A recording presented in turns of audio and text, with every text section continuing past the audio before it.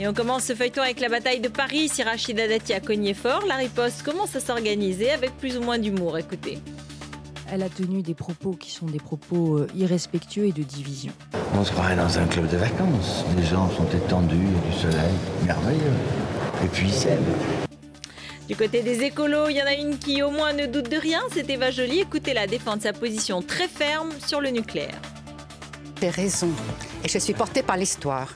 Donc, quand on est légitime et qu'on a raison, on est irrésistible. François Bayrou ne s'est pas encore déclaré candidat, mais il a déjà des ralliements comme celui du joueur de football de l'AS Saint-Etienne, Jérémy Janot. Le gardien de but s'est découvert une vocation, écoutez-le.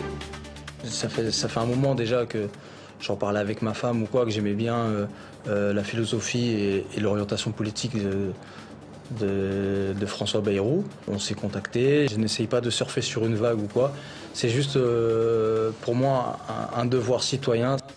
Et on finit avec Arnaud Montebourg. Théoriquement, il soutient François Hollande, mais il n'oublie pas de penser à 2017. L'homme aux 17% de la primaire vient d'annoncer la création de son propre mouvement politique. Il aurait même l'ambition d'ouvrir une école de formation politique chez lui en Saône-et-Loire.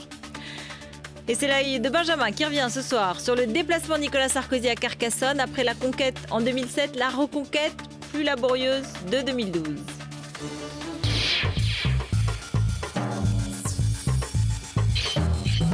Vous voulez qu'on fasse une photo ensemble? Oui, aujourd'hui, on peut dire que Nicolas Sarkozy ne s'est pas fait prier pour se montrer aux côtés des ouvriers. C'est moi qui vous remercie. Oh, ça me fait plaisir de faire des photos avec vous. À tel point que désormais, c'est lui qui propose d'être sur les photos. Vous voulez qu'on fasse une photo ensemble? Et pourquoi pas espérer se faire passer pour l'un des leurs. Vous pensez qu'ils vont croire que j'ai construit l'hôpital de Carcassonne? Ils vont croire que je suis capable de construire un hôpital. Oui, en politique, il y a des signes qui ne trompent pas. Le président doit reconquérir son électorat pour 2012.